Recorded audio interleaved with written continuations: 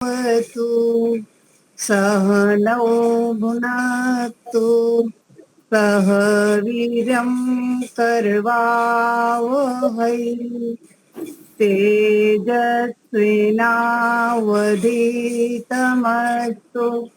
मा विद्विषावहै। ओम शांति शांति शांति। सर्वेभ्यो नमः। अभी उपस्थिति तो थोड़ी कम है स्वामी जी, प्रारंभ करेंगे या हाँ जी, थोड़ा इंतजार करें? एक आध भजन गा लीजिए। हाँ जी, कोई भजन प्रस्तुत करेंगे कोई?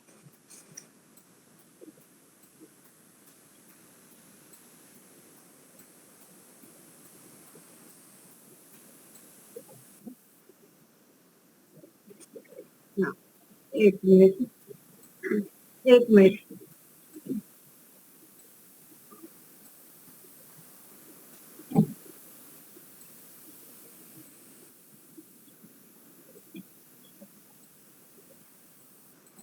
किस भांति कहें इंसान उसे, जिसको कुछ भी सद ज्ञान नहीं।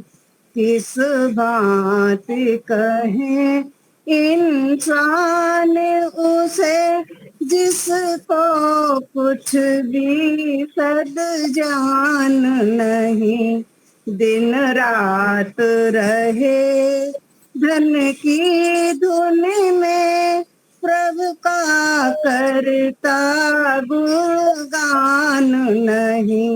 किस भांति कहें इंसान उसे, मैं कौन कहाँ से आया हूँ, मैं कौन कहाँ से आया हूँ, किस ओर मुझे अब जाना है। किस कारण ये नर देह मिली, इतनी दिल को पहचान नहीं। किस भांति कहें इंसान उसे, जिसको कुछ भी सद जान नहीं। क्या करना था मुझको जग में, क्या करना था मुझको जग में, करता हूँ मैं किन कर्मों को। पृथ्वी पर भार बनाव है तो पशु है समझो इंसान नहीं। किस भांति कहें इंसान उसे, जिसको कुछ भी सद जान नहीं। दिन रात रहे धन की धुन में, प्रभु का करता गुणगान नहीं। मन से निज देश भलाई की, कुछ बात कभी भी सोची ना। मन से निज देश भलाई की, कुछ बात कभी भी सोची ना। किस हेतु जिया जग में वह तो, जिसको अपना पतवान नहीं। किस भांति कहें इंसान उसे, जिसको कुछ भी सद जान नहीं। दिन रात रहे धन की धुन में, प्रभु का करता गुणगान नहीं। पुरुषार्थ किया कुछ भी न कभी, अति दिन रहा सब जीवन में, पुरुषार्थ किया कुछ भी न कभी। अक दिन रहा सब जीवन में, नर देव सुधार न हो उसका। सुनता जो कभी व्याख्यान नहीं, नर देव सुधार न हो उसका। सुनता जो कभी व्याख्यान नहीं, किस बात कहें इंसान उसे, जिसको कुछ भी सद ज्ञान नहीं। दिन रात रहे धन की धुन में, प्रभु का करता गुणगान नहीं। दिन रात रहे धन की धुन में।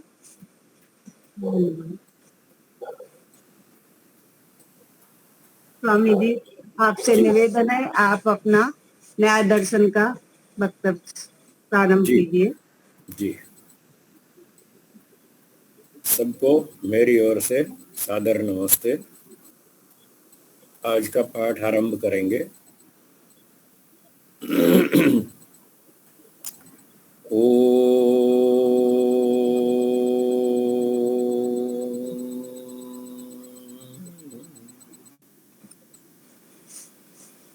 तो मुझे जया बहन जी ने बताया था,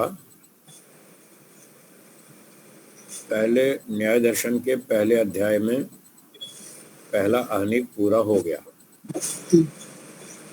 अब दूसरा आहनिक आरंभ करेंगे। न्याय दर्शन के पहले अध्याय में 16 पदार्थों की चर्चा है। पहले सूत्र में 16 पदार्थों के नाम हैं और फिर आगे इनकी परिभाषाएं। एक बार मैं 16 पदार्थों के नाम दोहरा देता हूं।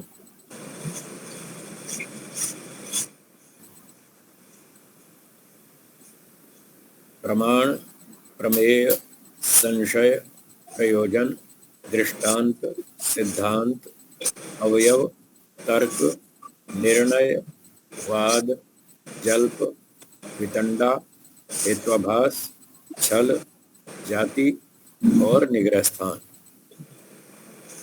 ये 16 पदार्थ हैं। पहले सूत्र में बताया गया कि इन 16 पदार्थों के तत्व ज्ञान से मोक्ष की प्राप्ति होती है।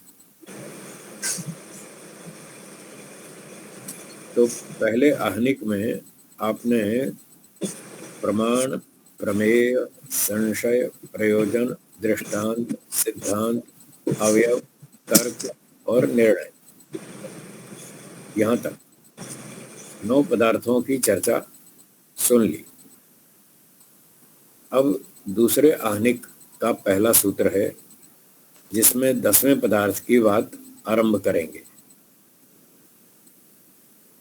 10वां पदार्थ है वाद, 11वां जल्प और 12वां वितंडा। तो न्याय दर्शन में बताया है कि 3 प्रकार से बातचीत या शास्त्रार्थ होता है। शास्त्रार्थ की ये 3 विधियां हैं, जिनके नाम क्रम से हैं वाद, जल्प और वितंडा। तो पहले सूत्र में वाद का लक्षण है। वाद किसे कहते हैं? संस्कृत में ये जो वाद शब्द है, यही बिगड़कर हिंदी में हो गया बात। जब कुछ लोग सड़क पर आते जाते कुछ बातचीत करते हैं और किसी विषय में आपस में मतभेद हो जावे, तो कहते हैं आओ जरा ऑफिस में बैठ के बात करेंगे। ऐसे सड़क पे खड़े होकर तो बात ढंग से नहीं होती। शांति से ऑफिस में आओ, बैठेंगे, फिर वहाँ बात करेंगे। तो वो जो बोलते हैं बात करेंगे वो वास्तव में संस्कृत का वाद है। वाद का अर्थ होता है शुद्ध बातचीत, ईमानदारी से की गई बातचीत। इसका उद्देश्य है सत्य असत्य का निर्णय करना। शुद्ध मन से, ईमानदारी से, सच्चाई से, बिना कोई झूठ छल कपट चालाकी धोखाधड़ी, कोई गड़बड़ नहीं करनी, पूरी ईमानदारी से शुद्ध बात करनी है, उसको वाद कहते हैं। तो ये 3 में से पहली विधि है वाद, और यही सबसे अच्छी है। बाकी जो 2 विधियां हैं जल्प और वितंडा, वो ठीक नहीं है। उसमें तो झूठ छल कपट लड़ाई झगड़ा सब कुछ है, चालाकी धोखाधड़ी बेईमानी सब कुछ है। तो ये 3 प्रकार की जो बातचीत करने की विधि है उसमें से सबसे अच्छी है वाद। और ये वाद उन 2 व्यक्तियों में होता है जिनकी योग्यता लगभग बराबर हो। जैसे पहलवानों में कुश्ती होती है, अखाड़े में जो कुश्ती होती है पहलवानों की, वो बराबर के टक्कर के पहलवानों में होती है। एक पहलवान 52 किलो का, दूसरा भी 52 किलो का, दोनों का वजन बराबर होता है तो उनकी कुश्ती होती है। एक पहलवान 80 किलो का और दूसरा 52 किलो का, तो उनकी कुश्ती नहीं होती। तो ये वाद भी कुश्ती है, पहलवानी है। 2 व्यक्ति हैं, जैसे पहलवानी में 2 पहलवान कुश्ती लड़ते हैं, यहाँ भी 2 पहलवान हैं, 2 विद्वान हैं। वहाँ पहलवान है, यहाँ विद्वान है। ये भी अपनी पहलवानी करेंगे और ये अपनी अपनी बात को सही सिद्ध करेंगे। उन दोनों में किसी बात पर मतभेद है और दोनों कहते हैं मैं ठीक कह रहा हूँ, वो कहता है मैं ठीक कह रहा हूँ। अब कैसे पता चले कौन ठीक कह रहा है? आओ भाई बैठ के बात करेंगे। तो जब 2 व्यक्तियों में किसी बात पर मतभेद हो जाए, टकराव हो जाए, तब वाद होता है। इसके बिना वाद नहीं होता। तो ये वाद का लक्षण है। इसका उद्देश्य है शुद्ध बातचीत करना, ईमानदारी से बात करना, छल कपट चालाकी धोखाधड़ी कोई गड़बड़ नहीं करना, पूरी सच्चे दिल से सच्ची ईमानदारी से बात करना। इसको वाद कहते हैं। ये वाद का उद्देश्य है सही और गलत का निर्णय करना, ये उद्देश्य है। हार जीत यहाँ लक्ष्य नहीं है। बाकी जो 2 विधियां हैं जल्प और वितंडा, उसमें हार जीत का लक्ष्य है। तो इन तीनों में ये अंतर है। वाद का उद्देश्य है सत्य और असत्य का निर्णय करना। जल्प और वितंडा का उद्देश्य है दूसरे को हराना और अपने को जिताना, चाहे जैसे। उसके लिए झूठ बोलना पड़े, छल कपट करना पड़े, धोखा देना पड़े, अन्याय करना पड़े, कुछ भी करना पड़े। जैसे आजकल के लोग बेईमान, आप सब जानते ही, रोज चारों तरफ ऐसे ही लोग मिलते हैं, बिना सिर पैर की बात करते हैं, कोई तर्क नहीं, कोई प्रमाण नहीं। तो वो तो अच्छी बात नहीं है, जल्प और वितंडा कहलाता है। तो अब हम तीनों को सूत्रों को देखते हैं। 3 सूत्रों में तीनों की परिभाषा है। तो पहला सूत्र है प्रमाण तर्क साधनोपालंभो। प्रमाण तर्क साधनोपालंभ सिद्धांत अविरुद्ध पंच अवयव उपपन्न पक्ष प्रतिपक्ष परिग्रहो वाद। ये वाद का लक्षण है जो पहले सूत्र में बताया। न्याय दर्शन प्रथम अध्याय, दूसरा आहनिक और पहला सूत्र। तो इस सूत्र के जो अंतिम शब्द हैं पक्ष प्रतिपक्ष परिग्रहो, ये वाद की मुख्य परिभाषा है। यानी यहां से बातचीत आरंभ होती है। 2 वादी प्रतिवादी दोनों बराबर की टक्कर के हों। जैसे पहलवानी का उदाहरण दिया कि 2 पहलवान बराबर वजन के होने चाहिए, एक 52 किलो का तो दूसरा भी 52 किलो का, एक 60 किलो का तो दूसरा भी 60 किलो का, एक पहलवान 80 किलो का तो दूसरा भी 80 का। तो इसी तरह से 2 विद्वान जो लगभग बराबर योग्यता के हों, दोनों शास्त्री पढ़े लिखे हों, दोनों आचार्य स्तर के हों, तो ऐसे लगभग बराबर योग्यता वाले दो व्यक्तियों में ये वाद होता है। फिर भी हर एक की बुद्धि अपनी अलग अलग है, किसी को कुछ ठीक दिखता है, किसी को कुछ ठीक दिखता है, सबकी बुद्धि एक जैसी तो नहीं होती। तो जब दो व्यक्तियों में किसी बात पर मतभेद हो जाए तब ये वाद आरंभ होता है। इसलिए सूत्र के अंत में कहा, पक्ष प्रतिपक्ष परिग्रहो वाद। पक्ष और प्रतिपक्ष को स्वीकार करना, परिग्रह मतलब स्वीकार करना, पक्ष प्रतिपक्ष यानी दो व्यक्ति हैं, दोनों के पक्ष में टक्कर होनी चाहिए। एक व्यक्ति का सीधा सिद्धांत है वो है पक्ष, और जो दूसरे का टकराने वाला है वो है प्रतिपक्ष, उसका विरोधी पक्ष होना चाहिए। तो इन दोनों बातों को दोनों व्यक्ति स्वीकार करें। मैं ऐसा मानता हूं, इस तरह से स्वीकार करें। सबसे पहले यहां से बात शुरू होती है। जैसे उदाहरण के लिए दो व्यक्ति थे, उनमें बातचीत शुरू हुई और एक ने कहा कि शब्द का उदाहरण न्याय दर्शन में बहुत दिया है शुरू से आखिर तक, तो वो बहुत अच्छा उदाहरण है, क्योंकि न्याय दर्शन जो है ये तर्क शास्त्र है, अनुमान शास्त्र है। अनुमान तो परोक्ष वस्तुओं का होता है, जो सामने दिख रही है उसका तो प्रत्यक्ष ही है, और जिसका प्रत्यक्ष हो ही रहा है तो उसमें कोई झगड़ा ही नहीं है, उस पर तो कोई बहस करने का अवसर ही नहीं है। बहस उन्हीं चीज़ों पर होती है जो प्रत्यक्ष नहीं है, जो स्पष्ट नहीं है, परोक्ष है, छुपी हुई है, सूक्ष्म है, कठिन है, जो अभी समझ में नहीं आई।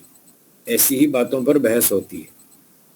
तो इसलिए शब्द जो है ये एक इस तरह का ही पदार्थ है, शब्द गुण, जो आंख से दिखता नहीं, सामने प्रत्यक्ष नहीं है और कान से सुनाई देता है।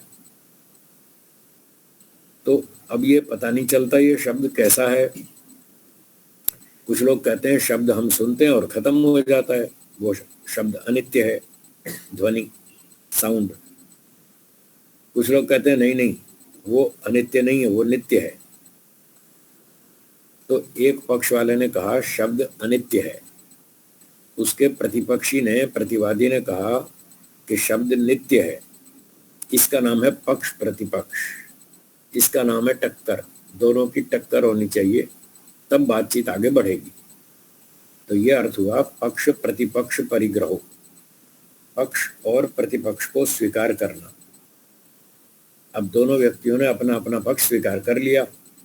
एक ने कहा कि मैं ऐसा मानता हूं शब्द अनित्य है, मतलब ये एक बार सुनाई देता है और खत्म हो जाता है, नष्ट हो जाता है। दूसरे ने कहा न, मेरा पक्ष ये है कि शब्द नित्य है, वो सुनाई देने से पहले भी था, सुनाई दिया, उसके बाद भी वो रहेगा, मरेगा नहीं, नष्ट नहीं होगा, खत्म नहीं होगा, उसके बाद भी वो शब्द रहेगा, ऐसा दूसरे व्यक्ति ने कहा। इस तरह से दोनों में टकराव हुआ, दोनों ने अपने अपने पक्ष को स्वीकार किया। यहाँ से बातचीत शुरू होती है ईमानदारी से। इसको बोलते हैं पक्ष प्रतिपक्ष को स्वीकार करना। तो इतना अर्थ हो गया उन शब्दों का जो सूत्र के अंत में है, पक्ष प्रतिपक्ष परिग्रहो वाद। वाद ये है, जब दोनों व्यक्तियों ने अपना अपना पक्ष स्वीकार कर लिया, अब दोनों को क्या करना है? दोनों को अब सूत्र के प्रारंभिक शब्द देखिए, प्रमाण तर्क साधन उपालंभ। दोनों व्यक्तियों को, वादी प्रतिवादी दोनों को, प्रमाण और तर्क से, साधन, अपनी बात को सिद्ध करना है। जो पक्ष उसने स्वीकार किया उस पक्ष को सिद्ध कर रहा है प्रमाण से और तर्क से, ये दो साधन है। और उपालंब का अर्थ है खंडन करना, दूसरे व्यक्ति के पक्ष का खंडन करना है, उसको गलत सिद्ध करना है। कोई द्वेष के कारण नहीं, सिर्फ ये बताना है कि आपका पक्ष ठीक नहीं है।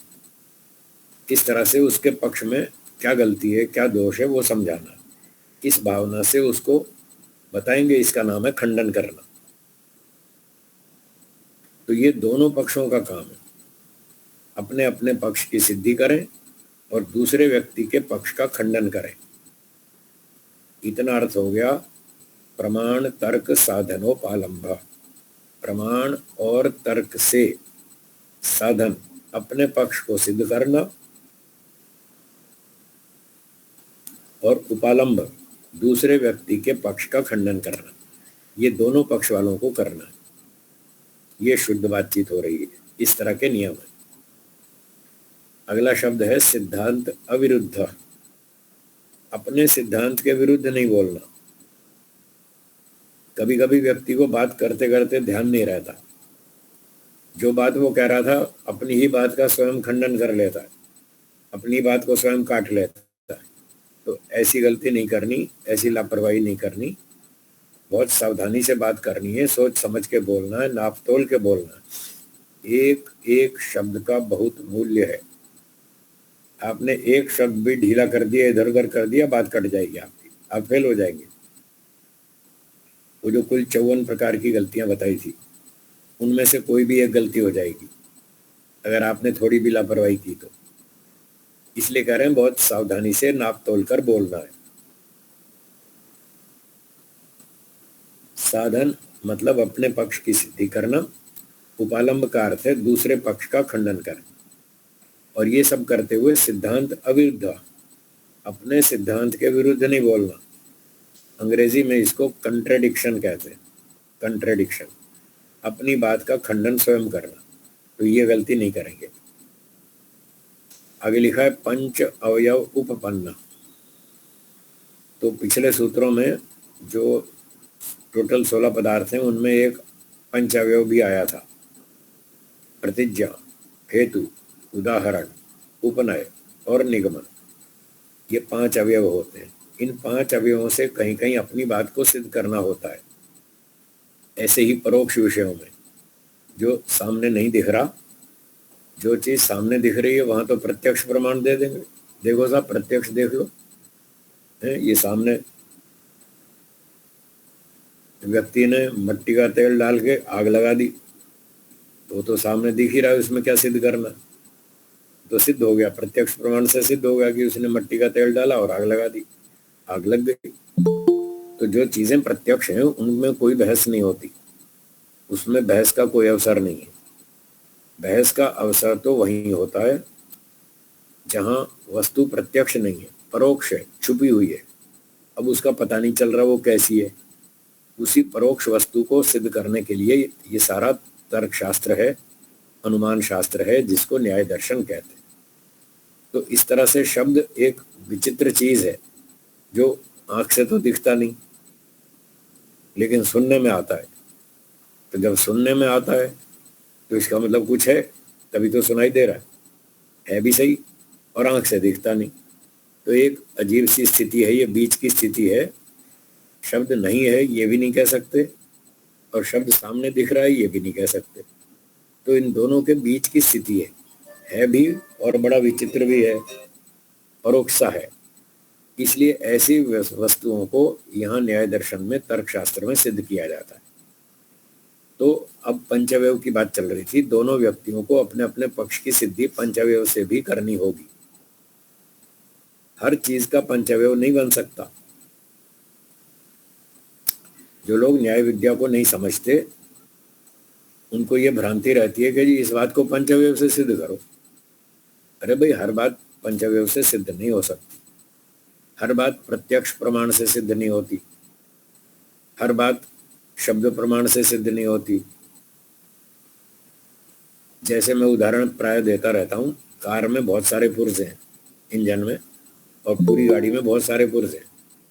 कोई छोटा नट है, कोई बड़ा नट है, कोई छोटा बोल्ट है, कोई बड़ा बोल्ट है, कोई स्क्रू ड्राइवर से खुलने वाला स्क्रू है, कोई छोटा है, कोई बड़ा है। अब आप एक ही स्क्रू ड्राइवर से कार के सारे स्क्रू खोल देंगे क्या?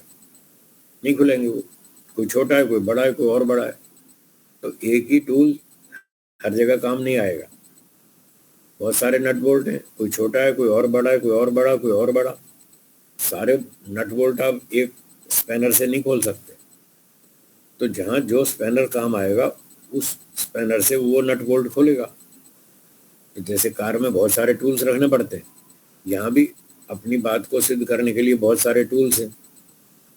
तो ये महर्षि गौतम जी समझा रहे हैं कि प्रमाण से और तर्क से अपनी बात को कहें। प्रमाण का मतलब मुख्य रूप से 4 प्रमाण और विस्तार से 8 प्रमाण।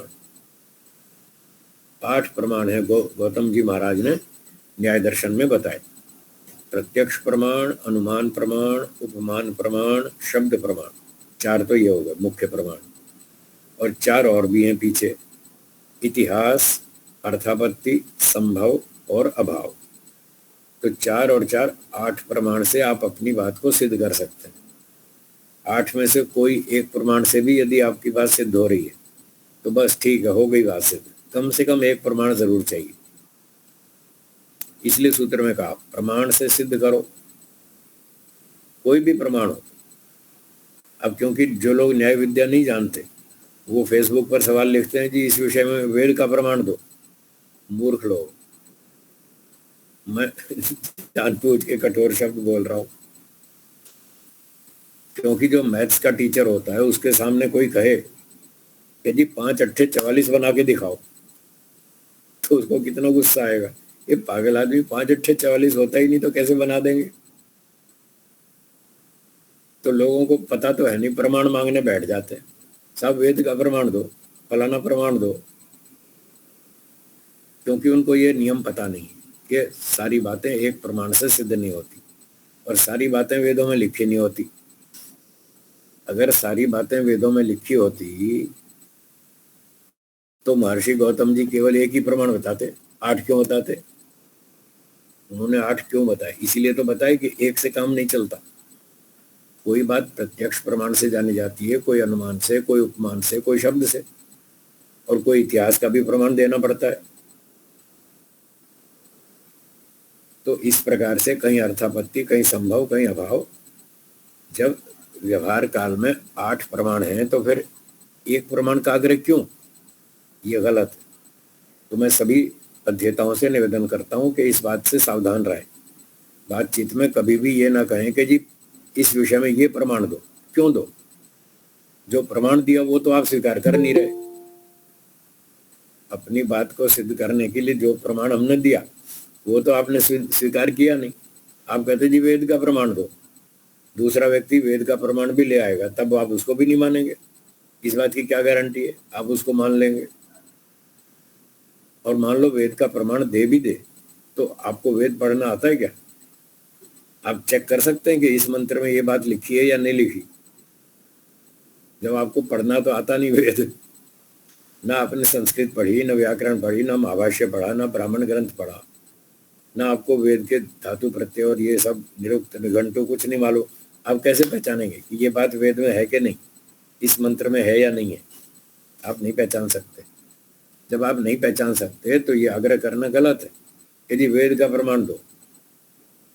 तो क्योंकि मैं जानता हूँ इसलिए मैं जानबूझ के कठोर शब्द बोल रहा हूँ।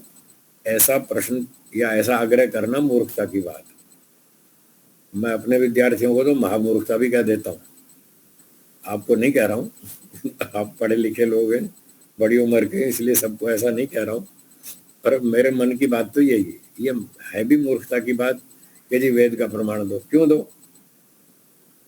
तो ये आगे से कोई भी व्यक्ति ऐसा ना कहे कि जी वेद का प्रमाण दो। अगर आपको प्रमाण चाहिए तो ये कहें कम से कम एक प्रमाण दीजिए। अपनी बात को सिद्ध करने के लिए 8 में से कोई एक प्रमाण दीजिए, बस ये कह सकते हैं। और यदि विपक्षी ने आपको एक प्रमाण दे दिया तो उसकी बात सिद्ध हो गई, उसको 2, 6, 8 प्रमाण देने की आवश्यकता नहीं है। ऐसा गौतम जी महाराज कह रहे हैं न्याय दर्शन में। तो कोई भी एक प्रमाण से आप अपनी बात सिद्ध कर सकते हैं। प्रत्यक्ष प्रमाण, आपने प्रत्यक्ष दिखा दिया, देखो अग्नि गर्म होती है, आप छू कर देख लो, प्रत्यक्ष प्रमाण है, बस हो गई सिद्धि। अब उसके लिए किताब ढूंढने की क्या जरूरत है? वेद का मंत्र ढूंढो जहां लिखा हो अग्नि गर्म होती है। अरे प्रत्यक्ष दिख तो रहा है अग्नि गर्म होती है, और वेद का क्या प्रमाण चाहिए? तो 8 में से कोई भी प्रमाण दें। और उसके बाद 9वां साधन है तर्क, जो इस सूत्र में बताया। प्रमाण तर्क साधनोपालंब, 9वां साधन तर्क है। और उसके बाद 10वां साधन है पंचावयव। तो कुल मिलाकर हमारे पास 10 साधन है। 10 साधनों में से किसी भी एक साधन से हम अपनी बात को सिद्ध कर सकते हैं और दूसरे व्यक्ति का खंडन कर सकते हैं। ये महर्षि गौतम जी ने हमको छूट दी। तो ये वाद के नियम है। इन बातों को ध्यान से सुने, बार बार पढ़ें, बार बार दोहराएं और अच्छी तरह याद करें। और जब कोई प्रमाण मांगना हो तो ठीक तरह से प्रमाण मांगे। लोगों को प्रमाण का तो पता नहीं और बैठ जाते हैं प्रमाण मांगने कि जी प्रमाण दो। अब प्रमाण का ही पता नहीं कौन सा प्रमाण होता है, प्रमाण होता क्या यही पता नहीं, और प्रमाण मांगने बैठ जाते हैं। जब सामने वाला प्रमाण देता है वो उनकी समझ में नहीं आता क्योंकि उनको पता तो है नहीं प्रमाण क्या होता है। सामने वाला व्यक्ति प्रमाण दे रहा है, वो कहते हैं कि आपने कोई प्रमाण तो दिया ही नहीं। तो इसलिए कहा था कि बराबर की टक्कर वाले पहलवानों में कुश्ती होती है। तो जिसने दो व्यक्ति जो बात कर रहे हैं दोनों ने न्याय दर्शन पढ़ा हो, एक बार नहीं 20 बार पढ़ा हो कम से कम। मैं तो कहता हूँ 20 वर्ष तक पढ़ा हो। आपका विचार अलग हो सकता है, मेरा अलग है, क्योंकि मैंने इसमें अच्छी तरह गहराई में उतरा हूँ। इसलिए मुझे पता है कितनी बार पढ़ने के बाद ये पंचावयव और ये 8 प्रमाण और वाद विवाद के नियम समझ में आते हैं। और ये 54 गलतियां जो व्यक्ति समझता हो। वाद करने वाले की योग्यता सुन लीजिए ध्यान से। जिसने 20 वर्ष तक न्याय दर्शन में खूब मेहनत की हो, दिन रात, मुख्य कार्य यही बनाया हो कि मुझे न्याय विद्या सीखनी है, 20 वर्ष तक मेहनत की हो, 20 बार कम से कम न्याय दर्शन पढ़ा हो और 54 गलतियों को, एक एक गलती को फिंगर टिप्स पे जानता हो, उसको सारी गलतियां पता होनी चाहिए। ये हेत्वाभास है, ये छल है, ये जाति है, ये निग्रह स्थान है, हर चीज का उसको पता हो, 54 गलतियों का। तो इतना योग्य व्यक्ति वाद कर सकता है, उसको बात करने का अधिकार है।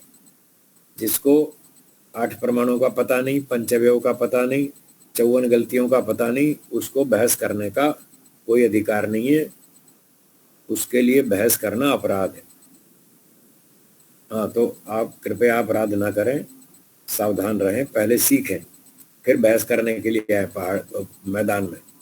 पहले कुश्ती सीखें, 10-20 साल प्रैक्टिस करें, फिर अखाड़े में उतरे। आओ भाई अब देखेंगे किसकी बात में कितना दम है, वो लड़ाई भिड़ाई बाद में करेंगे। तो सिद्धांत अविरुद्ध पंचावयोपन्ना पक्ष प्रतिपक्ष परिग्रहो वादा, ये है वाद के लक्षण। फिर से संक्षेप से 1-2 पंक्ति में दोहराता हूँ।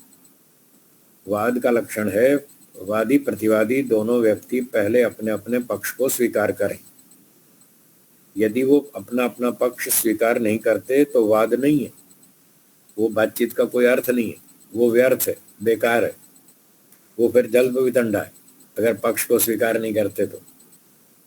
मैंने देखा है जब 2 लोग बात करते हैं तो पहले यहीं से गलती करते हैं, अपना पक्ष तो स्थापित करते ही नहीं, अपना पक्ष स्वीकार ही नहीं करते। मैं क्या मानता हूँ, न वो बोलता न ये बोलता, ऐसे ही बहस शुरू कर देते।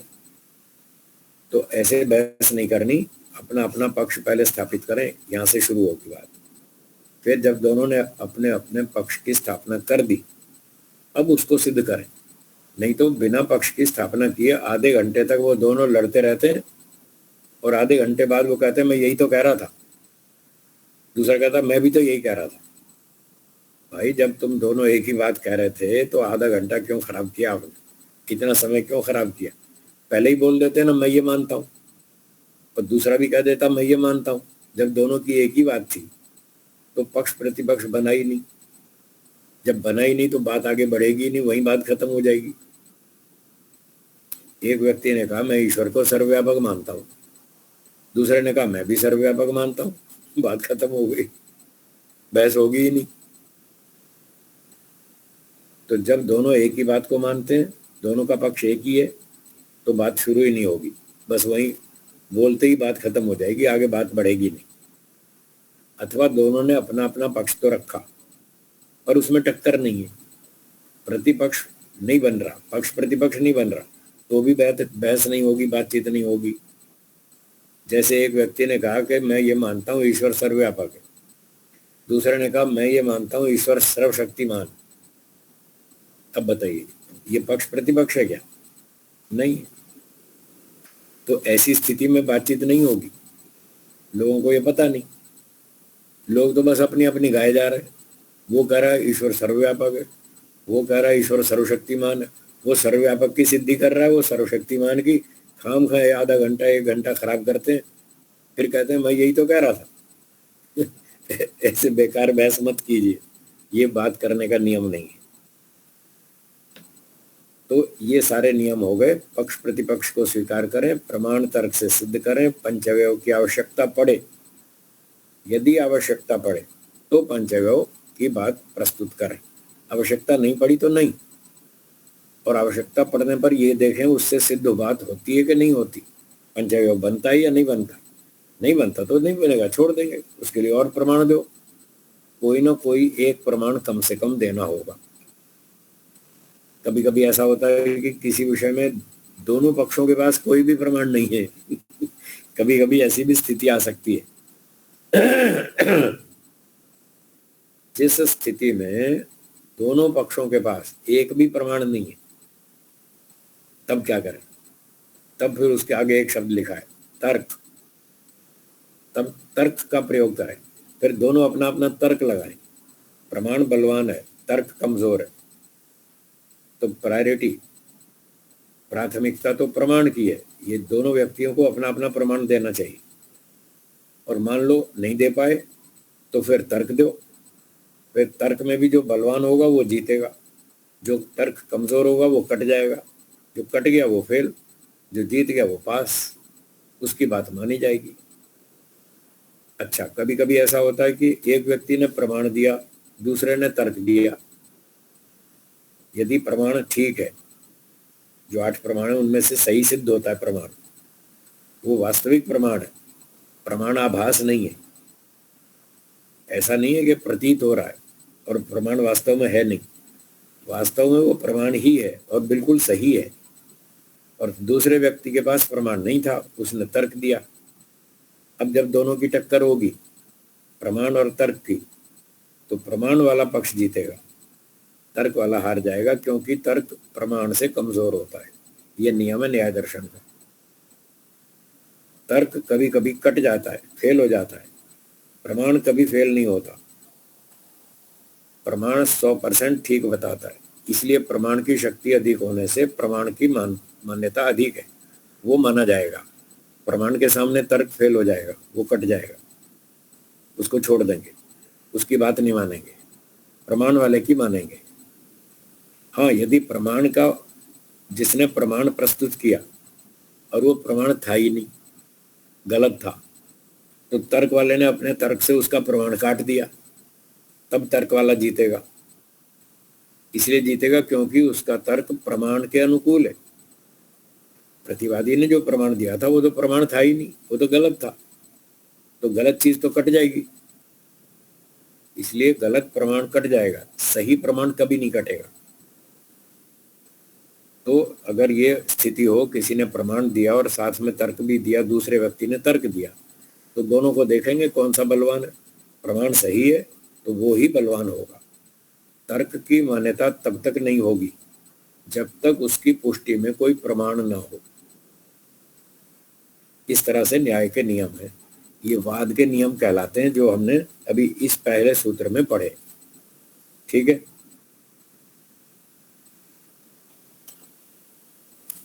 तो ये पहले सूत्र का पाठ पूरा हो गया।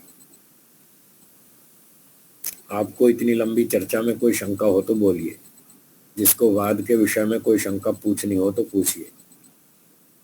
संचालक महोदय से निवेदन है, वो प्रश्न पूछने वालों को स्वीकृति दें, वो जिसको स्वीकृति देंगे वही प्रश्न पूछेगा। जी हाँ जी, ये एस से क्या नाम है? शंकर जी हैं। उपालंब के बारे में जरा बताइए। हाँ जी, आप पूछिए, प्रश्न उपालंब, पूछिए। उपालंब का अर्थ है खंडन करना, दूसरे पक्ष का खंडन करना। जैसे प्रतिवादी ने कहा कि शब्द नित्य है, वादी ने कहा शब्द अनित्य है, दूसरे प्रतिवादी ने कहा शब्द नित्य है, तो वादी को इस बात को सिद्ध करना है शब्द अनित्य है। अपने पक्ष को सिद्ध करना है, इसका नाम है साधन। तो प्रमाण से, तर्क से अपने पक्ष को साधन यानी सिद्ध करना है। और जो दूसरा पक्ष है, शब्द नित्य है, उसका खंडन करना है कि शब्द नित्य नहीं है। शब्द नित्य मानना गलत है। इसका जो खंडन किया जाएगा, इस खंडन का नाम है उपालंब। ठीक है जी। जी, और अगला प्रश्न बोलिए जिसको पूछना हो। जी, और किसी की शंका है?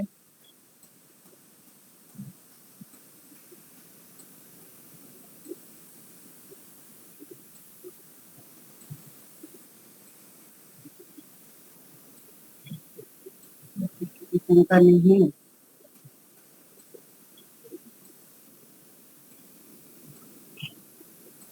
स्वामी जी, एक सरल उसमें अगर हम इसकी परिभाषा बनाना चाहें तो कैसे बनाएंगे वाद की?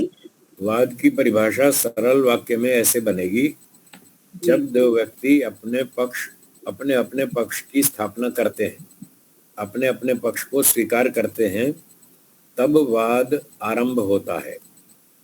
और जब वो अपने पक्ष की स्थापना करते हैं तो दोनों व्यक्तियों को अपने अपने पक्ष की सिद्धि करनी है 8 प्रमाणों से, तर्क से और पंचव्यव से। 10 साधन है। 10 साधनों में से किसी भी एक साधन से अपने पक्ष की सिद्धि करनी है और दूसरे पक्ष का खंडन करना है, और अपने सिद्धांत के विरुद्ध स्वयं नहीं बोलना। इसका नाम वाद है। सरल भाषा में ऐसे कहेंगे। धन्यवाद। अब इसमें यह है कि मान लीजिए हमने अपने पक्ष की सिद्धि की, शब्द अनित्य है, और पंचव्यव रख दिया। मान लीजिए कि शब्द अनित्य है, उत्पत्ति वाला होने से जो जो वस्तु उत्पन्न होती है वह अनित्य होती है। जैसे मकान उत्पन्न होता है, वो अनित्य है, नष्ट हो जाता है। ऐसे ही शब्द भी उत्पन्न होता है, इसलिए शब्द उत्पन्न होने से शब्द अनित्य है। हमने पंचव्यव सिद्ध कर दिया और अपने पक्ष की स्थापना कर दी और सिद्धि भी कर दी, शब्द अनित्य है। अब जो नित्य वाला पक्ष है, दूसरा पक्ष, उसका हम खंडन करेंगे। और खंडन में हम प्रमाण भी दे सकते हैं, तर्क भी दे सकते हैं, और कोई सीधा प्रश्न भी उठा सकते हैं। तो जब हम अपने पक्ष को मजबूत करने के लिए, दूसरे का खंडन करने के लिए जो प्रश्न उठाएंगे, सामने वाले व्यक्ति को सबसे पहले क्या करना है? हमारे प्रश्न का उत्तर देना है। जो हमने उस पर आरोप लगाया, खंडन किया, जो तर्क उठाया, जो प्रश्न उठाया, उसका पहले उत्तर देना। उसके बाद फिर वो जो भी कहे सो कहे। ऐसा नहीं करना कि हमने जो आरोप लगाया, जो प्रश्न उठाया, उसका तो उत्तर दे नहीं और अपने पक्ष में कुछ भी बोलना शुरू कर दे। वो मान्य नहीं है, वो बातचीत का नियम नहीं है। तो न्याय दर्शन में यही समझाया है कि जब सामने वाला कोई आरोप लगाता है तो सबसे पहले उसका उत्तर दीजिए। अगर आप उसका उत्तर नहीं दे पा रहे तो आपकी बात वहीं कट गई, वहीं खत्म है, वहीं निर्णय हो गया कि आपकी बात झूठ है। तो इस तरह से ध्यान रखना है। उदाहरण के लिए मान लो मैं ये कहता हूँ, जिसका पक्ष है शब्द नित्य है, मैं उस पर ही आरोप लगाता हूँ, यदि शब्द नित्य है तो फिर हमें बार बार सुनाई देना चाहिए। जैसे दीवार नित्य है, दीवार खड़ी है, 20-50 साल तक खड़ी है, तो अब उसको 10 बार देखो, 50 बार देखो, 100 बार देखो, 1000 बार देखो, वो नित्य है। नित्य मतलब अपेक्षिक नित्य, मतलब 50 साल तक वो स्थिर है, पूरी तरह से नित्य तो नहीं है। अगर कोई ऐसा अर्थ करेगा तो फिर छल का प्रयोग है। हम पूरी तरह से नित्य नहीं कह रहे, हम उदाहरण दे रहे हैं। जो दीवार 50 साल तक खड़ी है, मकान खड़ा है 50 साल तक, उसको आप 10,000 बार देखो, वो 10,000 बार दिखेगा।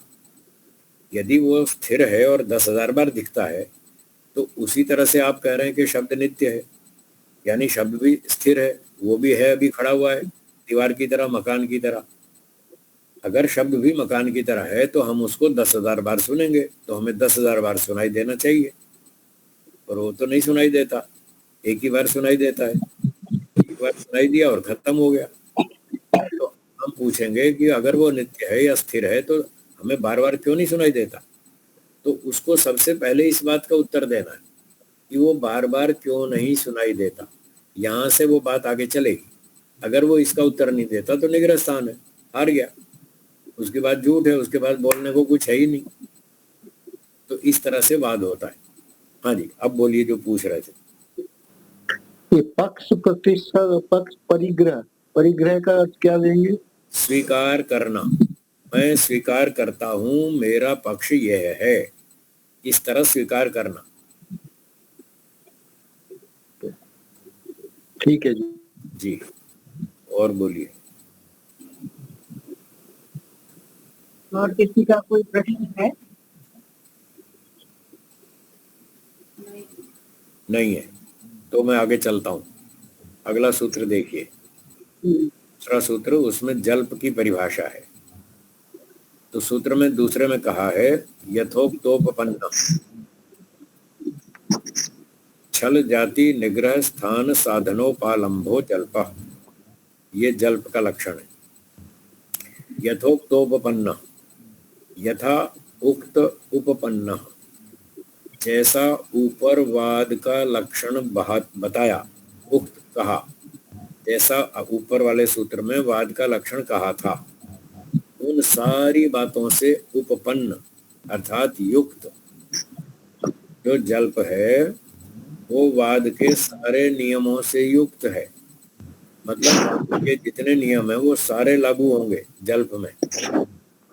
पक्ष प्रतिपक्ष को स्वीकार करना है, प्रमाण तर्क से अपने पक्ष की सिद्धि करनी है, दूसरे का खंडन करना है, अपनी बात को स्वयं नहीं काटना, जरूरत पड़ने पर पंचावयव का प्रयोग भी करना है। वो सारे नियम लागू होंगे जल्प में भी। फिर अंतर क्या है दोनों में? अंतर आगे लिखा है, छल जाति निग्रह स्थान साधनोपालंबो, ये अंतर है। इस जल्प में छल जाति और निग्रह स्थान के द्वारा, इसके माध्यम से व्यक्ति अपने पक्ष को सिद्ध करता है और दूसरे का खंडन करता है, जिनका डिस्प्ले नेम SMG है। हाँ ठीक है, बस माइक बंद करना था, कर दिया, धन्यवाद। तो मैं ये निवेदन कर रहा था कि छल जाति और निग्रह स्थान, छल कपट चालाकी धोखाधड़ी उल्टे सीधे जवाब देना, कठोर भाषा में कहूं तो बकवास करना, इस तरह की बकवास भी जिसमें की जाती है उसका नाम जल्प है। यानी वाद के सारे नियम तो लागू होंगे ही होंगे, उसके अलावा लोग फालतू बकवास भी करेंगे, कुछ का कुछ बोलेंगे, उल्टा सीधा बोलेंगे, झूठ बोलेंगे, चालाकी करेंगे, धोखाधड़ी करेंगे, घोटाला करेंगे, कुछ भी बोलेंगे, तो इसका नाम है जल्प। इसका उद्देश्य सत्यासत्य का निर्णय करना नहीं है, इसका उद्देश्य है जैसे तैसे करके चालाकी से दूसरे व्यक्ति को हराना और अपनी बात को ऊंचा रखना, जिताना, अपने पक्ष को जिताना, दूसरे को हराना। तो ये उद्देश्य अच्छा नहीं है, इसलिए न्याय दर्शनकार इस विधि को उचित नहीं मानते। ये अच्छी विधि नहीं है बात करने की। तो किसी ने पूछा फिर बताई क्यों? जब अच्छी नहीं है तो बता क्यों रहे? इसलिए बता रहे हैं कि जब आपका बच्चा घर से स्कूल जाता है तो क्या सड़क पे मोटर गाड़ी से टकराना अच्छी बात है? अच्छी बात नहीं है। तो भी आप उसको बताते हैं बेटा सड़क पे ध्यान से चलना, मोटर गाड़ी आए तो टकराना नहीं, सावधानी से सड़क पार करना, आप भी उसको बताते हैं इसलिए कि सावधान रहे। दूसरा व्यक्ति जब टक्कर मारे तो अपना बचाव करना, इस तरह से बचाव करना, पहले से उसको सावधान करते हैं।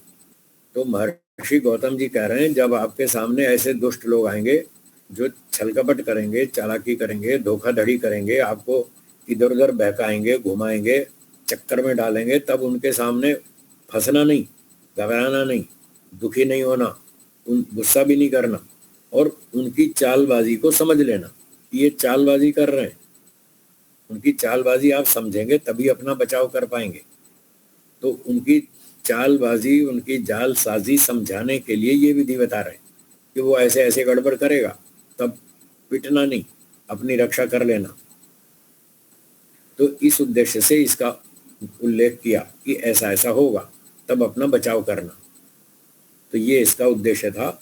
जब बेईमान दुष्ट लोग जल्प का प्रयोग करेंगे तो अपनी रक्षा करना, और यदि आपका स्तर सामान्य स्तर है, सांसारिक स्तर है, और वो चालाकी से, धोखाधड़ी से वैदिक धर्म का विनाश कर रहे हैं, और छल कपट से अपने ईसाई धर्म को और किसी संप्रदाय को, पौराणिक संप्रदाय को, किसी जो भी संप्रदाय हो, उल्टा सीधा वो उसको जैसे तैसे सत्य सिद्ध करना चाहते हो, तो उनको ब्रेक लगाने के लिए कहीं कहीं तुम भी इसका प्रयोग कर लेना, चालाकी कर लेना। तुम भी थोड़ी थोड़ी छूट आपको दी जा रही है।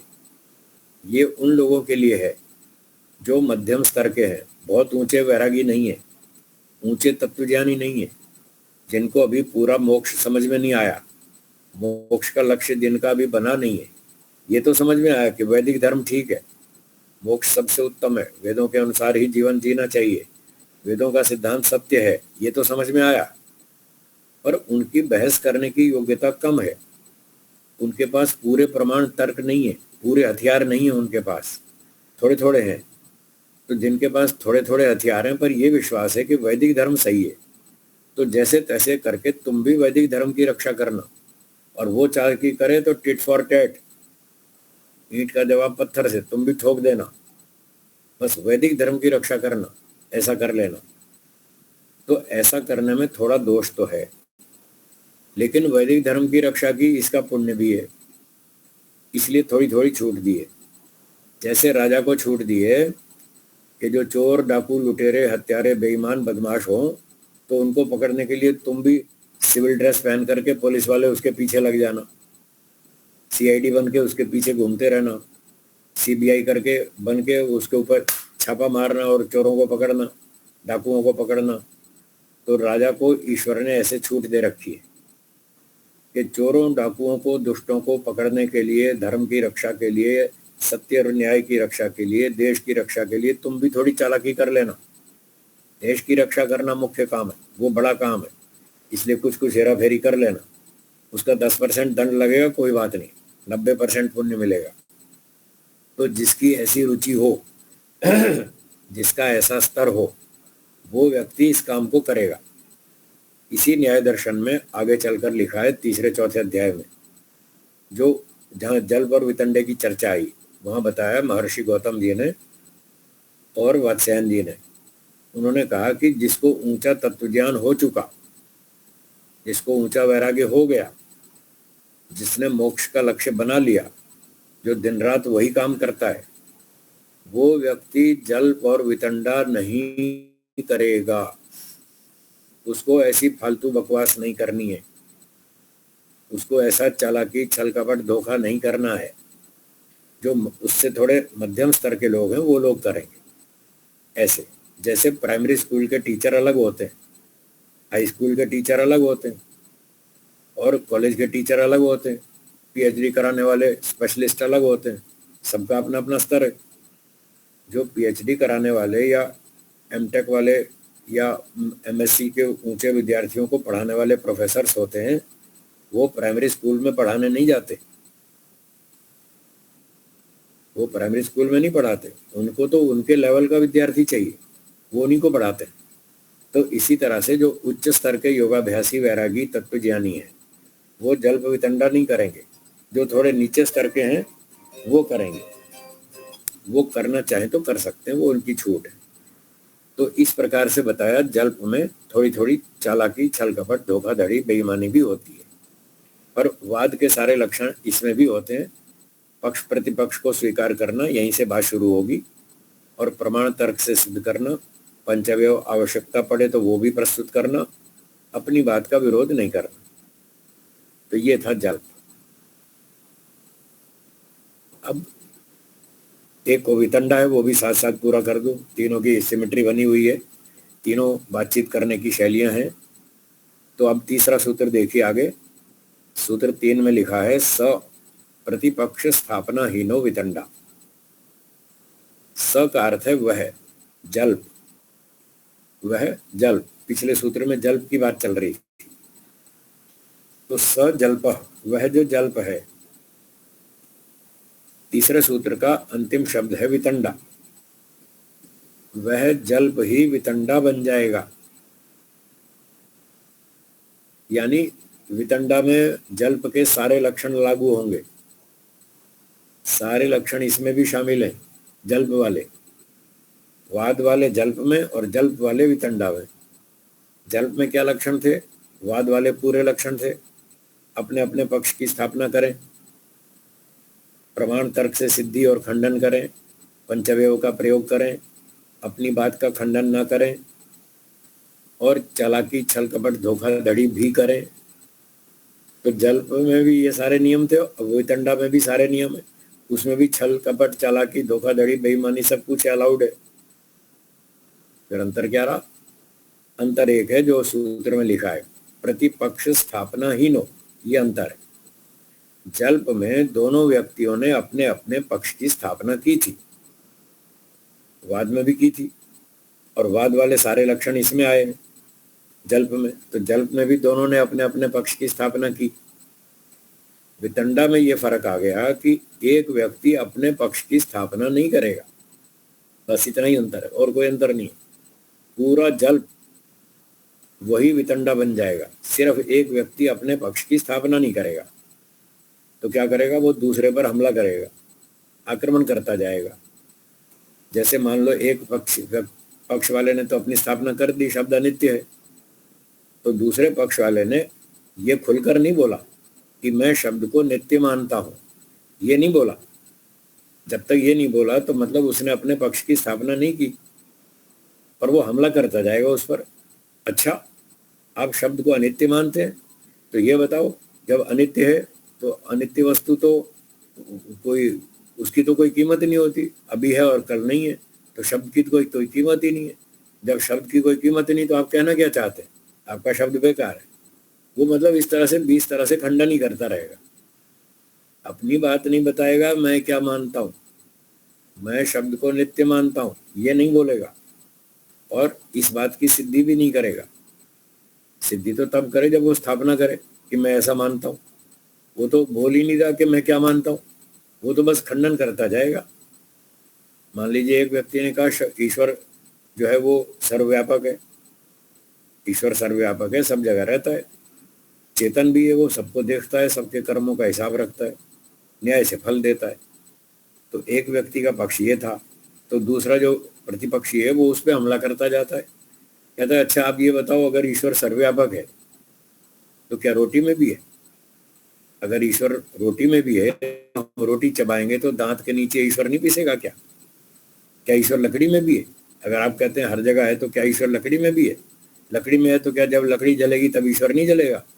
उसके साथ साथ ईश्वर भी तो जलना चाहिए। अब वो इस तरह आक्रमण करता रहेगा दूसरे पर, उसके व्यापकता का खंडन तो करता रहेगा, अपनी बात नहीं बताएगा कि मैं क्या मानता हूँ कि भगवान चौथे आसमान पे रहता है या सातवें पे रहता है या किसी एक ठिकाने पर रहता है। अपनी बात कुछ नहीं कहेगा, ना उसको सिद्ध करेगा कि वो इस जगह रहता है, केवल दूसरे पे आक्रमण करेगा। इसका नाम है वितंडा। तो ऐसे लोग आपको बहुत मिलेंगे, मुझे तो बहुत मिलते हैं, मैं तो सबको जानता हूँ ना, सारे नियम जानता हूँ, तो मैं बात करने वाले के सुर तत्काल पकड़ लेता हूँ, ये वितंडा कर रहा है। एक बार मैं दिल्ली जा रहा था ट्रेन में, पुरानी बात है 20-25 साल पहले की, तो अहमदाबाद से ट्रेन में जा रहा था, तो एक व्यक्ति मुझसे बात करने लगा कि महाराज जी आप कहाँ रहते हैं? मैंने कहा गुजरात में। क्या करते हैं? मैंने कहा मैं पढ़ाता हूँ। क्या पढ़ाते हैं? मैंने कहा दर्शन शास्त्र पढ़ाता हूँ।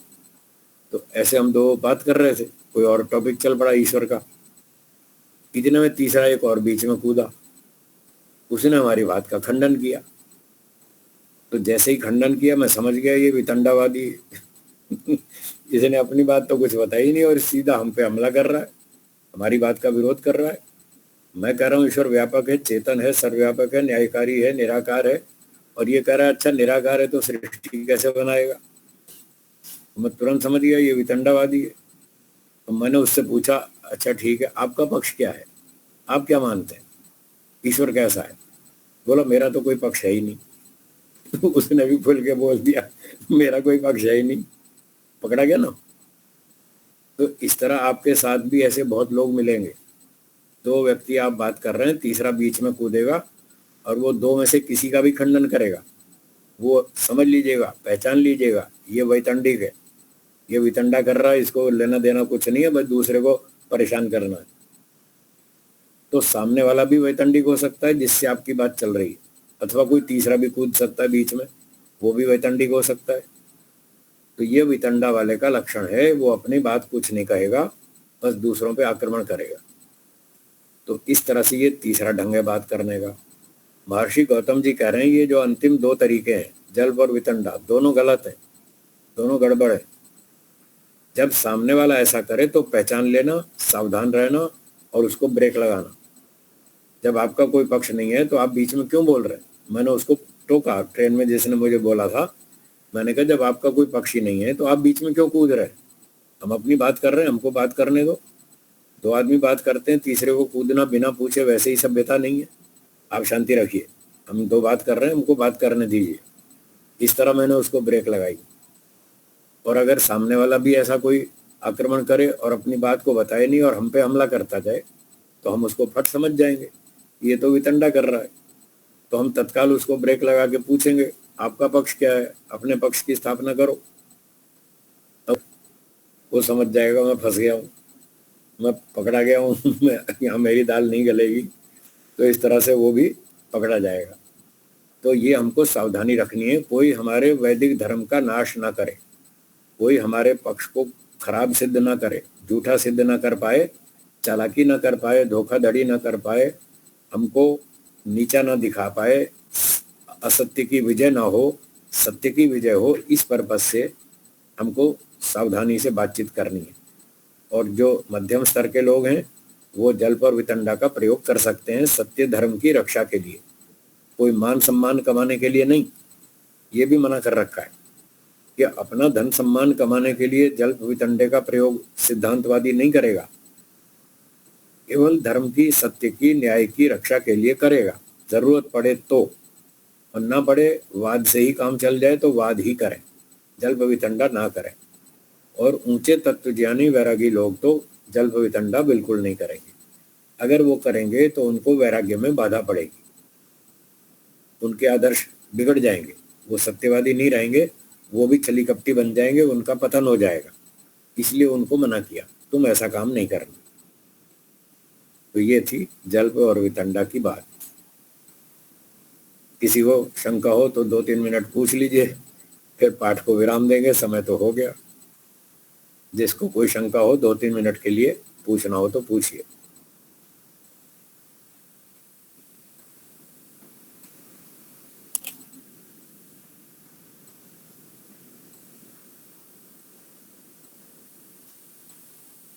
शायद किसी की शंका नहीं है स्वामी जी। ठीक है, आपका तो बहुत बहुत आभार, आपने धन्यवाद। बहुत अच्छे से मत समझाया। धन्यवाद। अब शांति पाठ करेंगे जी कीजिए। ओम द्यौ शांतिरंतरिक्षं शांति पृथिवी शांतिरापः शांतिरोषधयः शांतिः वनस्पतयः शांतिर्विश्वे देवाः शांति ब्रह्म शांतिः सर्वं शांति शांतिरेव शांति सामा शांतिरेधि। ओम शांति शांति शांति। सर्वेभ्यो नमः। सबको सादर नमस्ते जी। धन्यवाद धन्यवाद। नमस्ते सभी को सादर नमस्ते।